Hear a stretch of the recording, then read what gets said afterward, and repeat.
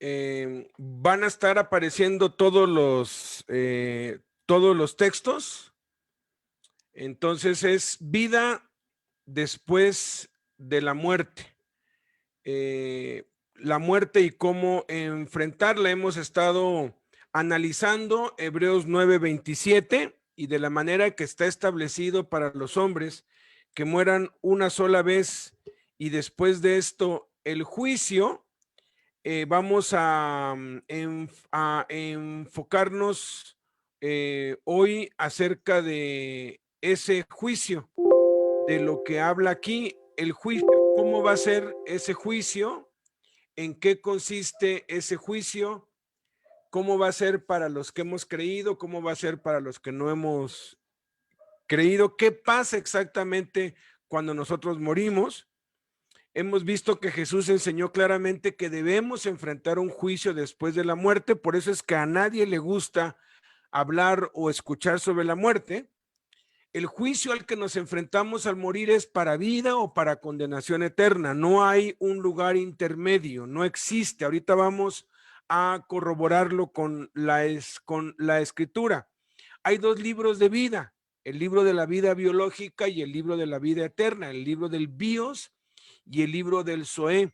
El primero determina la muerte física. Dios tiene un libro en el cual tiene escritos los nombres de todos los que viven.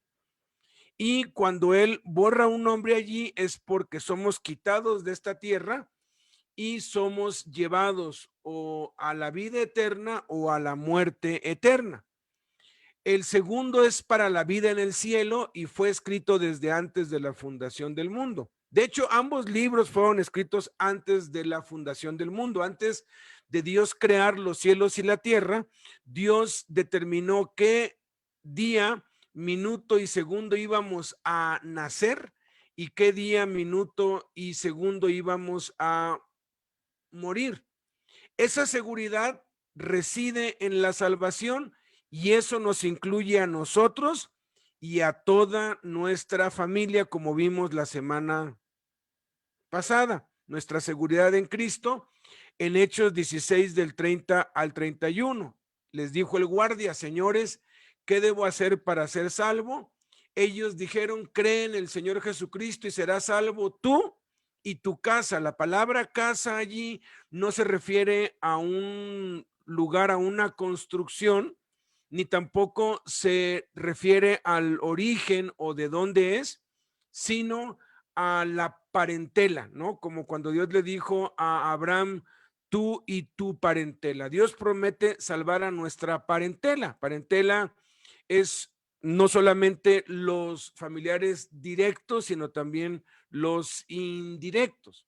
Y quisiera ver, antes de pasar a qué es lo que pasa al momento en que uno muere, un caso extremo para ya cerrar este asunto de la salvación. Un joven sirve en la iglesia y se descubre que tiene relaciones sexuales con la mujer de su papá. Ese joven es salvo. Yo les decía hace un rato, les voy a presentar un caso de alguien que está a todo lo que da, se quiere ir al infierno. No se necesita ser cristiano, ni siquiera se necesita ser moral, o sea, ni siquiera debes tú tener una buena moralidad para saber que si tu papá se casa con otra mujer porque pues posiblemente quedó viudo, tú no puedes tocar sexualmente a esa mujer. Es algo que aún entre los depravados es algo inconcebible, que sí pasa, sí sucede, y este joven, sabiendo que era una aberración, sabiendo que es algo que no se debe hacer, lo hizo y lo estaba haciendo. Y no solamente eso, sino que él servía en la iglesia porque el papá tenía algún puesto de liderazgo en la iglesia. La pregunta que yo siempre hago es: alguien así, alguien que peca tan deliberadamente, alguien que hace algo sabiendo que está totalmente mal y de todas maneras lo hace, ¿es salvo? Todos, hasta el día de hoy, nadie haga ni así porque no se vayan a quemar, pero hasta el día de hoy todos me han dicho, no, ese joven es imposible que sea salvo, ese no puede ser salvo. Bueno, es nuestra opinión, muy respetable, pero recuerden que si vamos a tener una opinión, que sea la opinión de Dios. ¿Qué dice la Biblia? Este caso que les presenté aquí está en la Biblia en 1 Corintios 5, del 1 al 5. Les escribe Pablo a los corintios y les dice, de cierto se oye que hay entre ustedes fornicación, y tal fornicación cual ni aún se nombra entre los gentiles, tanto que alguno tiene la mujer de su padre. O sea, era algo totalmente aberrante, algo totalmente escandaloso. Y el problema es que como era un líder, nadie decía nada, todos lo sabían, pero nadie decía nada, porque eso es algo que a veces pasa cuando alguien está en liderazgo y hace algo malo, pues la gente no dice nada, ¿no? Y dice, y ustedes están envanecidos, ¿no deberían más bien haberse lamentado para que fuese quitado de en medio de ustedes el que cometió tal acción? Lo que está diciendo aquí Pablo es, ustedes deberían haber confrontado a esa persona, a ese joven, y lo deberían haber expulsado. Entonces dice, ciertamente yo, como ausente en cuerpo, pero presente en espíritu, ya como presente he juzgado al que tal cosa ha hecho. En el nombre de nuestro Señor Jesucristo, reunidos ustedes y mi espíritu, el tal se ha entregado a Satanás para destrucción de la carne. Y está resaltado aquí, ojalá lo puedas subrayar en tu Biblia si es que lo estás leyendo en tu Biblia, a fin de que el espíritu sea salvo en el día del Señor Jesús. Este joven sí era salvo. Y porque era salvo, la disciplina, el juicio de Dios cayó sobre su vida. Muchos dicen, bueno, ¿seré salvo o no seré salvo? Pues hay quienes me dicen, pues yo me voy a ir al mundo. Digo, pues vete. Si no eres salvo, no va a pasar nada. Vas a prosperar, te va a ir bien y te vas a morir en buena vejez y en bonanza y no va a pasar nada, porque pareciera que los que viven vidas desordenadas les va bien, pero al final, cuando te mueras, te vas a ir al infierno y ahorita vamos a ver qué es lo que pasa cuando uno muere. Pero si eres hijo de Dios, Dios no va a dejar que tú perseveres en el pecado y va a soltar su ira sobre ti y te va a entregar a Satanás. Y si tú persistes, Dios mismo te va a quitar la vida. Dios te va a matar. Dice 1 Corintios 3:16 que nuestro cuerpo es templo del Espíritu Santo. Si alguno destruyera el templo de Dios, Dios le destruirá a él. Y estos son algunos casos, es la excepción, pero la excepción únicamente aplica con los cristianos. Si un creyente en Cristo se vuelve atrás y persiste en el pecado, Dios se lo puede llevar antes de tiempo. Dios le puede quitar la vida porque Dios no va a perder uno solo. Y aquí está el ejemplo, aquí está Dios acelerando que muera. ¿Para qué? Para que se salve. Al final de cuentas va a ser salvo, porque la salvación, acuérdense, no es por obras, la salvación es por gracia. Ahorita vamos a ver las recompensas que hay, ¿no? Entonces, si alguien dice, bueno, pues si soy salvo me voy a ir a la destrucción al pecado, no vas a durar mucho porque Dios te va a destruir porque te ama demasiado como para que te pierdas. Mejor vivir una vida plena, una vida abundante, cumplir con el propósito de Dios y cuando nos toque irnos, pues ya nos vamos, ¿no? Ahí sí ya no hay alternativa. Entonces, ¿qué sucede al morir? En Lucas 16, Jesús nos abrió el panorama de lo que sucede al morir y después de la muerte. Ahora, quiero aclarar algo. Lucas 16, aún en algunas Biblias, dice la parábola del rico y Lázaro. Quiero aclarar que esto no es una parábola. Hay 70 parábolas en toda la Biblia. Y de acuerdo a la definición de lo que es una parábola, en las parábolas no hay ni nombres propios ni personajes históricos. Aquí hay un nombre propio, hay una referencia a personajes históricos que es Abraham y se hace referencia a la ley y a los profetas. Esta no es una parábola. Esta es la revelación de lo que sucede al momento de morir. Y dice Jesús en el versículo 19, había un hombre rico que se vestía de púrpura y de lino fino y hacía cada día banquete con esplendidez. Había también un mendigo llamado Lázaro que estaba echado a la puerta de aquel lleno de llagas y ansiaba saciarse de las migajas que caían de la mesa del rico, y aún los perros venían y le lamían las llagas. Aconteció que murió el mendigo y vean, fue llevado por los ángeles al seno de Abraham. Fíjense, los ángeles vinieron por él. Dice, y murió también el rico y fue sepultado. Nos está mostrando Jesús lo que sucede cuando uno muere, pero hay un cambio después de la resurrección de Cristo. El único cambio es que si hemos muerto creyendo en Cristo, ya no son los ángeles que vienen por nosotros. Es Jesús en persona que viene por cada uno, porque Jesús dijo, yo tengo las llaves de la muerte y del Hades. Pero vamos a ver cómo era el panorama antes de Cristo. Dos cambios hay. Primer cambio, ya no vienen los ángeles por ti. Antes de Cristo, quien moría creyendo en Cristo, por ejemplo, Abraham cuando muere, Sara cuando muere, Isaac cuando muere, Jacob cuando muere, eran los ángeles que venían por su espíritu y su alma y lo llevaban a un lugar que se conocía como el seno de Abraham y que también se conoce como el paraíso. Y ese paraíso, ese seno de Abraham, se encontraba en el centro de la tierra, en el corazón de la tierra. En el centro de la tierra es a donde iban todos los muertos después de expirar. Y ese centro estaba dividido, ahorita lo vamos a ver.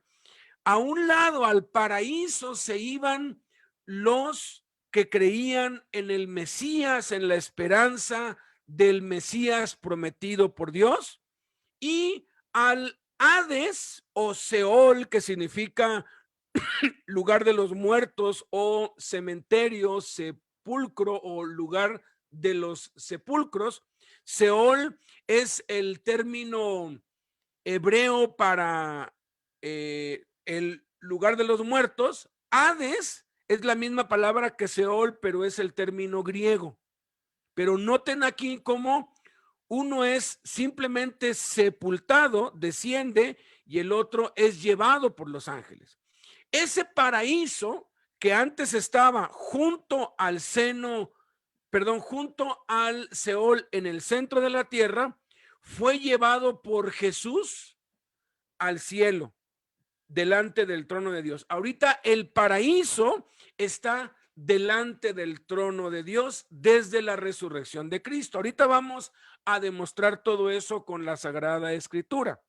Dice el versículo 23, y en el Hades alzó sus ojos estando en tormentos y vio de lejos a Abraham y a Lázaro de su seno. Vamos a hacer una pequeña pausa aquí en el versículo 23.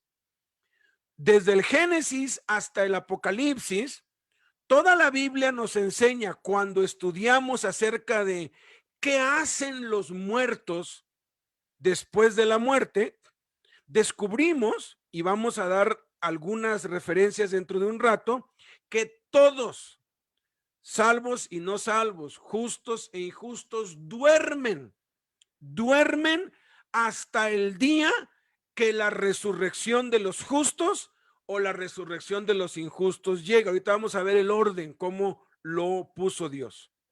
Entonces, si duermen, ¿por qué aquí dice que este rico en el Hades alzó sus ojos? Bueno, duermen, pero Dios es Dios y Dios puede despertar al que quiera cuando quiera. Él puede abrirlo cuando Él quiera, despertarlos y volverlos a dormir otra vez. Ningún muerto sabe lo que está pasando en esta tierra. Ningún muerto puede oír ni ver lo que está pasando acá. No nos podemos comunicar con ningún muerto, ni bueno ni malo. Si nos pudiéramos comunicar con los muertos, pues sería bueno comunicarnos con Pablo, ¿no? Que nos explique alguna de sus cartas, o con Moisés, mano, que hay un montón de cosas ahí que no les entiende uno nada, ¿no? Pero no se puede, no se puede. Ellos de la tierra no saben nada. Sin embargo, los justos duermen y los injustos duermen, pero cuando uno duerme uno sueña, ¿no? Y en el sueño, a veces hay sueños tan reales que uno se pregunta en el sueño o cuando despierta, ¿esto fue real? O sea, ¿realmente es un sueño o no es un sueño? O cuando dicen pellízcame porque parece que estoy soñando, ¿verdad? Los enamorados sobre todo, ¿no? Entonces, duermen y los justos tienen un sueño plácido, han de tener unos sueños maravillosos, y los impíos tienen pesadillas. En este caso, Dios levantó al rico y vean, después de morir seguimos viendo. No tenemos un cuerpo físico, pero sí un cuerpo espiritual. En Apocalipsis habla de las almas que estaban debajo del altar y que se les dieron ropas y que ellos clamaron. Entonces, fíjate, después de morir seguimos viendo, seguimos sintiendo, podemos reconocer, dice que vio a Abraham y vio a Lázaro. Y dice versículo 24, entonces él dando voces dijo, Padre Abraham, ten misericordia de mí y envía a Lázaro para que moje la punta de su dedo en agua y refresque mi lengua porque estoy atormentado en esta llama. Es muy claro que después de la muerte vas a seguir teniendo memoria. Él supo quién era Lázaro, que era alguien que se sentaba a las puertas de su gran palacio y quería que le dieran migajas, pero él le daba las migajas de sus banquetes que hacía diario a sus perros y a sus cerdos, y a él no le daba nada. Sabía quién era. Es terrible que el carácter y la naturaleza que tenemos mientras estamos vivos es la misma que vamos a tener cuando muramos. Este hombre ni siquiera allí se arrepintió. Ni siquiera allí dijo, qué pena que nunca le di ni siquiera un taquito, ni siquiera un pan duro, ¿no? Siguió siendo el mismo soberbio. ¿Por qué? Porque no se dirigió a Lázaro, le pudo haber dicho, Lázaro, que perdóname que no te hice nada, no hice nada por ti. Pero no, él seguía sintiendo que era jefe y habló con el jefe, con Abraham, y fíjense, le está dando una orden a Abraham como si él siguiera siendo el rico, porque los ricos lo único que saben dar es órdenes. Padre Abraham, ten misericordia de mí y envía a Lázaro que moje la punta de su dedo en agua y refresque mi lengua porque estoy atormentado en esa llama. Eso muestra que tanta sed ardiente tenía que quería una sola gotita. Pero Abraham le dijo, hijo, acuérdate, porque sí tienes memoria, que recibiste tus bienes en tu vida, y Lázaro también males, pero ahora este es consolado aquí y tú atormentado. Además de todo esto, una gran cima está puesta entre nosotros y ustedes, de manera que los que quisieren pasar de aquí a ustedes no pueden, ni de allá pasar acá. Jaime dice que cuando leyó esto dijo, esta Biblia está mal, porque a mí me enseñaron que por eso se hacen los novenarios y los rezos, y cuando alguien muere que les hacen rezos durante quién sabe cuántos días, porque el alma está en el purgatorio, o si se fue al infierno, pues con los rezos va la Virgen del Carmen, o quién sabe qué virgen, no me acuerdo bien, va y te saca del purgatorio y te lleva al paraíso, o te saca del infierno o del Seol y te lleva para el paraíso. Pero ¿qué es lo que dice la Escritura? Que nadie puede pasar del Seol al paraíso ni del paraíso. Nadie. Hay una gran cima. Es algo que está definido. No hay un punto intermedio. Si te vas a un lado ya no puedes pasar para el otro. Y no puedes rescatar a nadie. Por eso es que Dios se comprometió a salvar a todos los nuestros, porque sería una crueldad terrible que yo esté en el cielo y mi papá o algún primo o algún sobrino esté allá del otro lado, ¿no? Y que yo lo esté viendo. Sería una crueldad indecible. Dios lo sabe, Dios nos ama y Dios sabe que no queremos que ninguno de nuestros hermanos, primos, sobrinos, nietos, no queremos que ningún tío ni abuelo, no queremos que nadie se pierda, así como tampoco Dios quiere que nadie se pierda, porque así como nos duele, así también a Dios le duele. Entonces, ya está claro eso, ¿verdad? Entonces, versículo 27, le dijo, fíjate, siguió dando órdenes. Te ruego pues, Padre, que le envíes a la casa de mi padre, porque tengo 5 hermanos para que les testifique, a fin de que no vengan ellos también a este lugar de tormento. Fíjate, se preocupó por sus hermanos. No se preocupó por los pobres ni por la gente. O sea, seguía siendo el mismo egoísta de siempre, pero en su egoísmo, no importa qué tan egoísta seas, tienes afecto por algunos y él tenía afecto por los suyos. Y Abraham le dijo, versículo 29, a Moisés y a los profetas tienen, óiganlos. Él entonces dijo, no, padre, fíjate, contradice al padre Abraham, o sea, se sigue creyendo que él es el que se las sabe todas.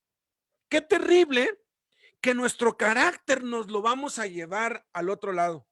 Después de la muerte, nuestro carácter va a seguir siendo el mismo. Pero si alguno fuera a ellos de entre los muertos, se arrepentirán. Fíjate, contradiciéndole, diciendo, estás equivocado, Abraham. ¿Y qué le dice Abraham? Si no oyen a Moisés y a los profetas, tampoco se persuadirán, aunque alguno se levantare de los muertos. Entonces, no importa, la salvación es por fe en qué? En la palabra de Dios. Si no creemos a los siervos de Dios, si no creemos lo que está escrito, entonces no vamos a creer con nada. Efesios 4:8, del 8 al 10 nos dice qué pasó con el paraíso que estaba allá en el centro de la tierra. Por lo cual dice, subiendo a lo alto, llevó cautiva la cautividad y dio dones a los hombres. Y eso de que subió, ¿qué es? Sino que también había descendido primero a las partes más bajas de la tierra. ¿Se acuerdan cuando estaba el Señor en la cruz y que y que los 2 ladrones lo estaban injuriando, los 2 lo estaban insultando, pero de pronto uno de ellos dijo, ah, caray, este es Dios, y le dijo, acuérdate de mí cuando vengas en tu reino. Jesús le dijo, de cierto te digo que hoy estarás conmigo en el paraíso. 3 días después resucita Jesús y María viene y lo quiere abrazar y le dice, no me toques, porque aún no subo a mi Padre. Subo a mi Padre y a vuestro Padre, a mi Dios y a vuestro... O sea, Jesús cuando él murió no fue al cielo. Jesús fue al paraíso que estaba en el centro de la tierra, porque Jesús dijo que así como Jonás estuvo 3 días y 3 noches en el centro de la tierra, así él estaría 3 días y 3 noches en el centro de la tierra. Luego dice, el que descendió, Jesús descendió, le predicó a los muertos, no se sabe si se salvaron o no, no lo dice, pero tomó, vean lo que dice, es el mismo que también subió por encima de todos los cielos para llenarlo todo. Y dice aquí en el 8, subiendo a lo alto, llevó cautiva la cautividad. Esta palabra cautividad está hablando de los que estaban allí en el paraíso. Llevó cautivo el paraíso que estaba cautivo en el centro de la tierra.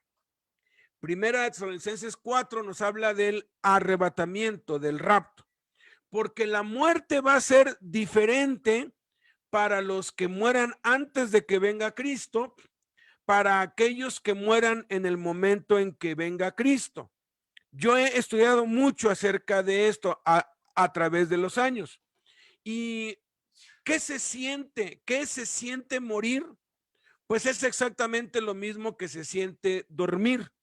Porque dice Tesalonicenses 4:13, tampoco queremos, hermanos, que ignoren acerca de los que duermen. Y está hablando de los muertos, para que no se entristezcan como los otros que no tienen esperanza. Porque si creemos que Jesús murió y resucitó, así también traerá Dios con Jesús a los que durmieron en él. Hoy cuando te duermas, cuando estás así, por ejemplo, si estás viendo tele o estás viendo una serie o estás haciendo algo, ¿no? Y de pronto empieza a caerte el sueño y empiezas a, pues, cabecear, ¿no? Cuando estés a punto así de que estás entre que te duermes, rara vez se puede uno acordar porque ya está uno cayendo. Bueno, exactamente eso, el sueño y hasta que te duermes es lo que se siente cuando alguien creyendo en Cristo muere. No importa cómo muera, de un balazo, a garrotazos, quemado en el fuego, crucificado. Nerón, Calígula ofrecían recompensas para encontrar un solo cristiano con una mueca de dolor después de muertos. Los echaban a los leones, los quemaban, los metían en palos con estacas, les prendían fuego, les metían los mataban lentamente. Mientras estaban con el fuego, pues ¿quién no siente dolor en su cuerpo, no? Pero una vez que expiraban, la expresión de su rostro era de gozo. ¿Por qué? Porque pues ya dejó de doler el cuerpo, ya estás viendo al Señor. Ahorita vamos a ver qué es exactamente lo que pasa con todo esto que hemos visto. Dice versículo 15, por lo cual les decimos esto en palabra del Señor, que nosotros que vivimos, que habremos quedado hasta la venida del Señor, no precederemos a los que durmieron. Porque el Señor mismo, con voz de mando, con voz de arcángel y con trompeta de Dios, descenderá del cielo y los muertos en Cristo resucitarán primero. Pablo estaba tan convencido, y tú y yo debemos estar tan convencidos, que Jesús no va a venir mañana ni dentro de un año. Jesús puede venir el día de hoy. Tenemos que vivir de tal manera como si estuviéramos cada día esperando que Jesús venga. Al abrir los ojos, pues Jesús no vino durante la noche, vamos a vivir para él durante el día. Pero no estamos esperando que venga mañana, estamos esperando que venga hoy. Muchos dicen, ay, Jesús va a venir antes del año 2050. Les digo, no, él puede llegar hoy, puede llegar dentro de 1000 años más si él quiere. Al final de cuentas, vamos a morir, pero no nos va a doler, no importa cómo te mueras, porque vamos a dormir. Y cuando Jesucristo vuelva, dice aquí que los muertos en Cristo resucitarán primero. Luego dice, nosotros los que vivimos, los que hayamos quedado, seremos arrebatados juntamente con ellos, y va a suceder algo, ahorita lo vamos a ver, para recibir al Señor en el aire, y así estaremos siempre con el Señor. Entonces todos, si Cristo viniera hoy, entonces muchas tumbas y muchos lugares y el polvo y el mar, habría una transformación y empezarían a salir cuerpos de la tierra y del mar volando hacia el cielo con cuerpos resucitados. Y ellos irían primero y nosotros después iríamos atrás de ellos, que es lo que dice 1 Corintios 15, 51 al 58. Dice, aquí les digo un misterio, no todos dormiremos. Repito, Pablo estaba plenamente convencido de que Jesús iba a llegar mientras él estaba en vida, y así debemos vivir con esa convicción tú y yo. No todos dormiremos, pero todos seremos transformados en un momento, en un abrir y cerrar de ojos, a la final trompeta, porque se tocará la trompeta y los muertos serán resucitados incorruptibles. Aquí está hablando de lo mismo que ya había dicho acá atrás, ¿no? Los muertos en Cristo resucitarán primero. Y nosotros, dice, seremos transformados. Porque es necesario que esto corruptible se vista de incorrupción y esto mortal se vista de inmortalidad. Y cuando esto corruptible se haya vestido de incorrupción y esto mortal se haya vestido de inmortalidad, entonces se cumplirá la palabra que está escrita: sorbida es la muerte en victoria. ¿Dónde está, oh muerte, tu aguijón? ¿Dónde, oh sepulcro, tu victoria? Ya que el aguijón de la muerte es el pecado y el poder del pecado la ley. Mas gracias sean dadas a Dios, que nos da la victoria por medio de nuestro Señor Jesucristo. Y asociando, óiganme, asociando el arrebatamiento, la muerte, el fin del mundo, termina con estas palabras: así que, hermanos míos amados, estén firmes y constantes, creciendo en la obra del Señor siempre, sabiendo que vuestro trabajo en el Señor no es en vano. Generalmente usamos este texto, yo lo uso mucho para animar a los que hoy sirven, para decirles: mira, lo que tú haces de ir a las cárceles y de abrir tu casa para hacer, no es en vano, pero va mucho más allá, porque está hablando de que no es en vano para la resurrección, para la vida eterna, para la vida después de esta vida. Interesantísimo, ¿no? Entonces, ¿cuál es el orden de Dios? Resumiendo todo lo que hemos leído, y hay muchísimas referencias más, pero el tiempo nos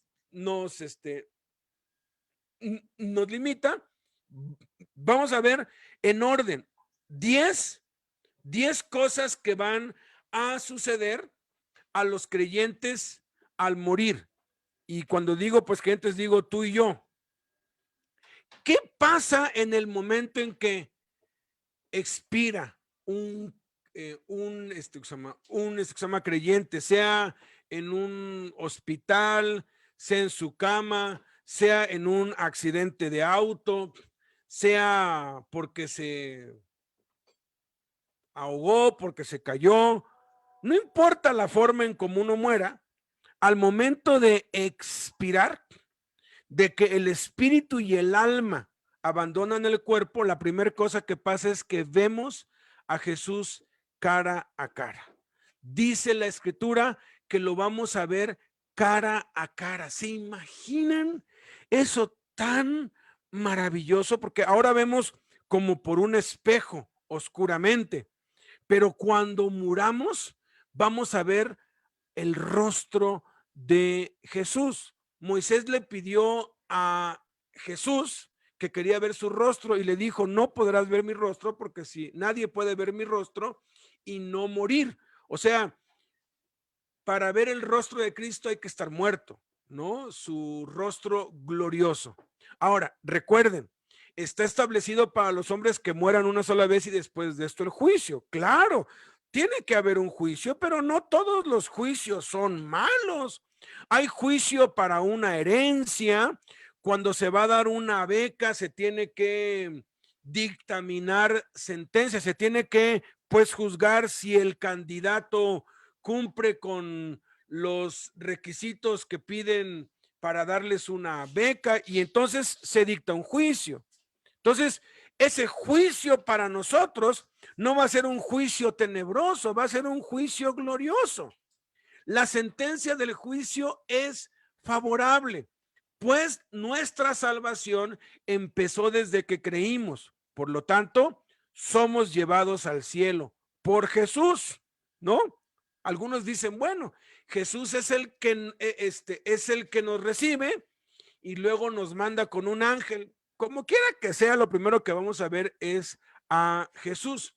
Me acuerdo hace muchos años, cuando Adolfo vivía todavía, que uno de los líderes de la cárcel en Puebla ya había salido libre, él había sido pues coronel o algo, era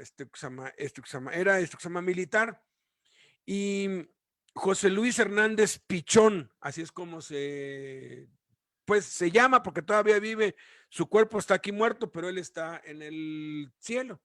Entonces la esposa le habló y le dijo que pues nos quería ver, y pues Adolfo y yo pues fuimos, estuvimos allí el día viernes, nos dieron chance 10 minutos, oramos por él y nos fuimos. La esposa nunca quiso saber nada de Cristo. Se llama Domingo, Adolfo viene y toca la puerta de la casa de Jaime. Yo estaba pues viviendo allí, no habían como hoy pues tantos celulares. Esto fue en 1997, 98.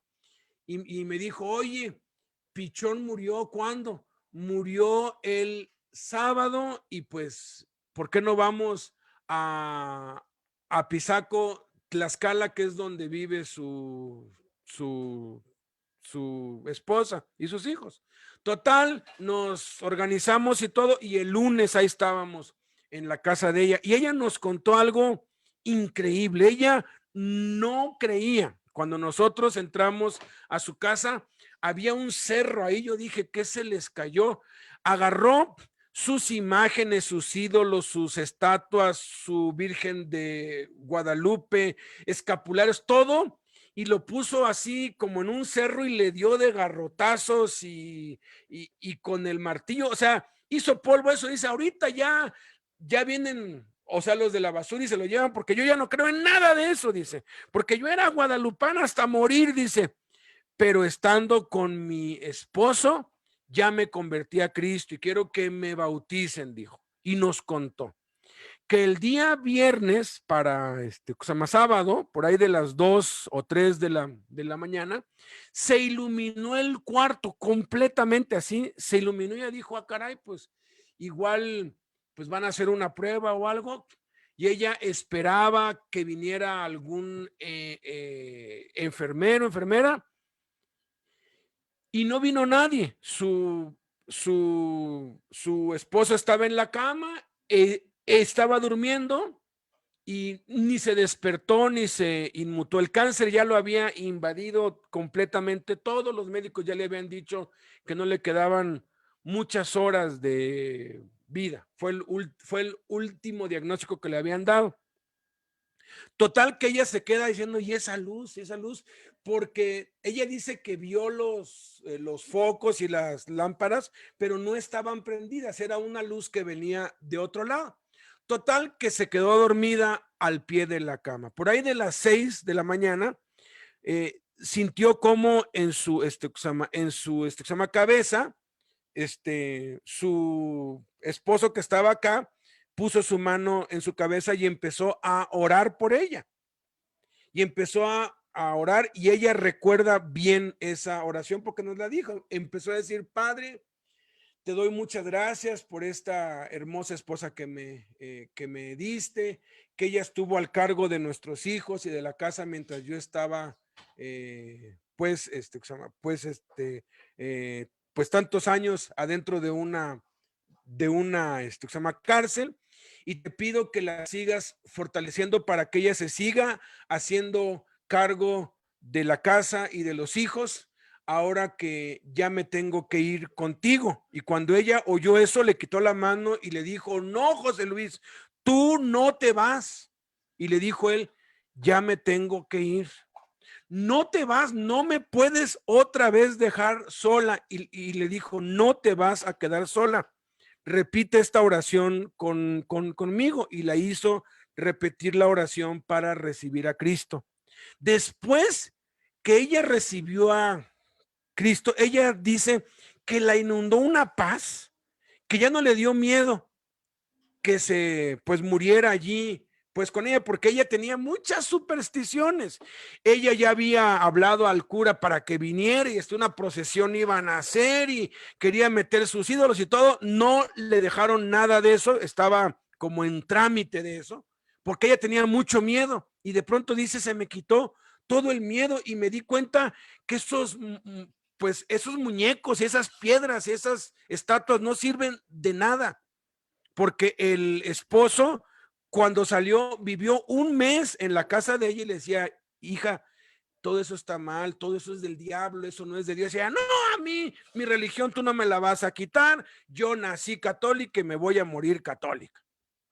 Pero estando allí, de pronto ella se da cuenta de eso y le dice, quédate un poco más. Y le dice él, no, ya me tengo que ir, porque ya el Señor Jesús me está envolviendo con su manto y está aquí. Y ella entonces dice, sí, y esa luz que iluminó el cuarto a las 2 o 3 de la mañana, volvió a iluminarlo completamente. Y ella pues volteó a ver de dónde venía esa luz y partió, expiró. Es maravilloso. Hay muchísimos testimonios que comprueban, demuestran que una de las cosas más agradables en la vida es morir en Cristo.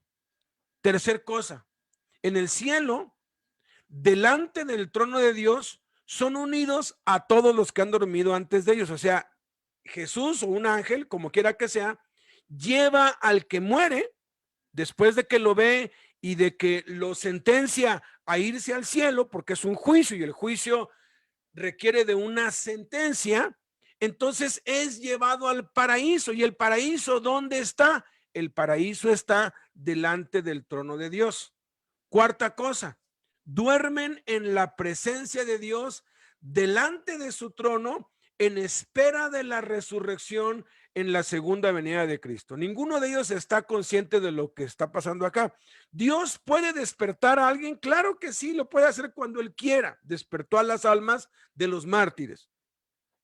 Quinto, Jesús los resucitará en el día final como primicias en el arrebatamiento, y a los que estén vivos los va a transformar y así recibiremos a Jesús en el aire, en las nubes. El rapto, algunos aseguran que va a ser antes de la segunda venida de Cristo, que viene el rapto, luego pasan 7 años de tribulación con el anticristo en la tierra y luego viene la segunda venida de Cristo. Puede ser así, es lo que la Biblia enseña, pero también otros enseñan que el rapto va a ser el mismo día que el Señor Jesucristo vuelva, que viene en las nubes, arrebata a todos aquí en la tierra y luego baja. Como quiera que sea, el rapto va a ser antes de la segunda venida, por eso está en el orden número 5. Número 6, seremos presentados ante el tribunal de Cristo para recibir recompensas y hasta 7 coronas. Miren, hay, aparte de las autoridades que nos va a dar y que durante esos 1000 años se nos va a asignar trabajos y autoridades en esta tierra, hay una corona de vida, hay una corona incorruptible, una corona de gozo, una corona de justicia, una corona de gloria, una corona de victoria y una corona de mártir. 7 coronas. Es posible que recibamos las 7 o 5 o 4 o 3 o una. Los que no hicieron nada por Cristo, pues no van a recibir nada. Dice 2 de Corintios 5:10, porque es necesario que todos nosotros comparezcamos ante el tribunal de Cristo. No es un tribunal para juicio de condenación, sino es un tribunal para recompensas, para que cada uno reciba lo que haya hecho mientras estaba en el cuerpo, sea bueno o sea malo. Y aquí es donde las recompensas vienen, y aquí es donde sí vale la pena servir a Dios, porque vean lo que va a pasar en el séptimo, en el orden, en el séptimo acontecimiento después de la muerte. Vendremos con Jesús en su segunda venida a la tierra y seremos testigos de su victoria sobre la bestia, el anticristo y el falso profeta y el encarcelamiento de Satanás. Vamos a ver todo eso porque vamos a venir con él como parte de su ejército, pero no vamos a pelear, porque Él solito va a vencer a todos. Y luego, número 8, reinaremos sobre la tierra con Jesús durante 1000 años, gobernando junto con los ángeles sobre los que no nacieron y los que quedaron. Son millones, millones. No me dio tiempo investigar la cantidad, pero son decenas o tal vez cientos de millones de niños que han sido abortados y que no han nacido. Todos esos niños, dice Dios, son salvos porque son niños, pero tiene que dárseles una oportunidad de creer o de no creer, porque la salvación únicamente es a través de la fe en Cristo. Entonces, en estos 1000 años se les va a dar oportunidad a todos los que no nacieron de poder creer en Cristo o rechazar a Cristo. Los que se quedaron durante el anticristo no van a ser marcados, todos van a haber sobrevivientes. El punto es que durante estos 1000 años, la parte de nuestro carácter que quedó incompleta va a ser completada para que una vez que los 1000 años acaben, todos estemos parejitos, iguales a Cristo. Y durante esos 1000 años en este planeta Tierra vamos a gobernar. Lo he dicho antes y lo resumo de este modo. El hombre más rico, uno de los hombres más ricos del mundo, el más rico de acá de este país, Carlos Slim, yo no sé si él conozca a Cristo o no, pero la salvación se demuestra a través de las obras que uno hace para Cristo, no de las obras que uno hace para sí mismo, porque hay quienes le dan de comer a los pobres y abren pues fundaciones, pero lo hacen para ellos mismos, para lavar sus conciencias y sus culpas. Y dice Cristo que esos son obras muertas. Lo que hacemos nosotros cuando le hablamos de Cristo a alguien, cuando le regalamos una Biblia, un Nuevo Testamento, un folleto, cuando le hablamos a algún pariente o amigo, oye, mira, ¿sabes qué? He estado orando por ti, quiero que sepas que Cristo te ama.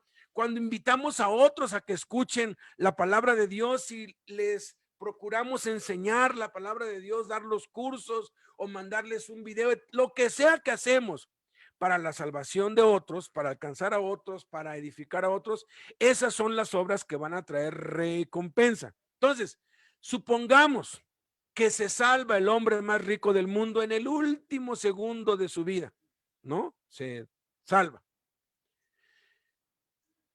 Resucita, ¿no? Y van a pasar 1000 años. En esta tierra van a haber barrenderos, obreros, carpinteros, hojalateros, o sea, es esta misma tierra.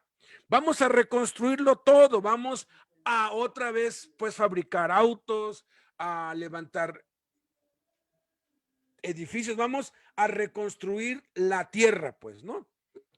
Entonces, el hombre más rico del mundo en esta tierra, si se salva en el último segundo de su vida, posiblemente va a ser barrendero o recogedor de basura durante 1000 años.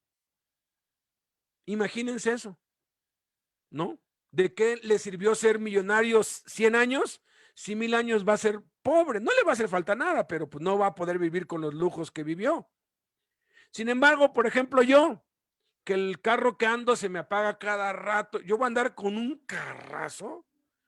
Lástima que no va a haber envidia ya, ¿verdad? Pero voy a andar con un carrazo y voy a tener una mansión. Esos 1000 años, yo voy a ser autoridad y van a haber muchos bajo mis órdenes. Y voy a decir a este ve y va, y aquel ven y viene, y voy a vivir 1000 años en una abundancia que yo rechacé en esta tierra por servir a Cristo.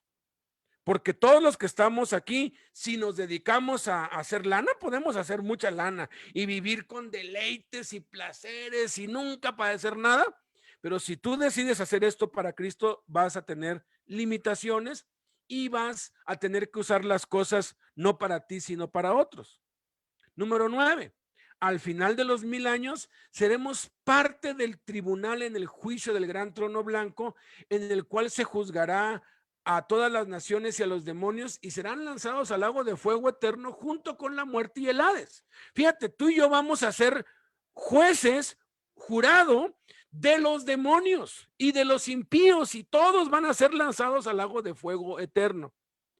Viviremos por la eternidad en la nueva Jerusalén, en el cielo y tierra nuevos, ya perfeccionados como Cristo. ¿Qué va a pasar con los incrédulos? Verán a la muerte venir por ellos.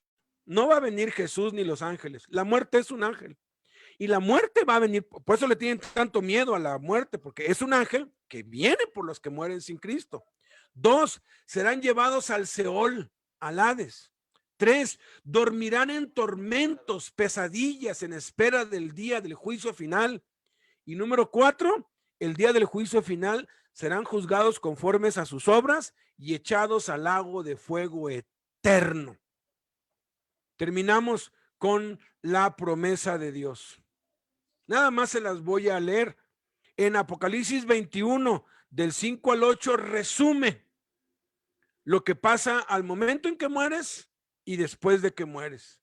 Dice, y el que estaba sentado en el trono dijo, he aquí, yo hago nuevas todas las cosas. Y me dijo, escribe, porque estas palabras son fieles y verdaderas. Y me dijo, hecho está.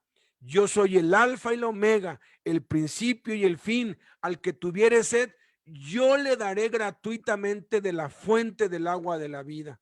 El que venciere, heredará todas las cosas, y yo seré su Dios, y él será mi hijo. Pero los cobardes e incrédulos, los abominables y homicidas, los fornicarios y hechiceros, los idólatras y todos los mentirosos tendrán su parte en el lago que arde con fuego y azufre, que es la muerte segunda. No, yo no soy fornicario, ni hechicero, ni homicida.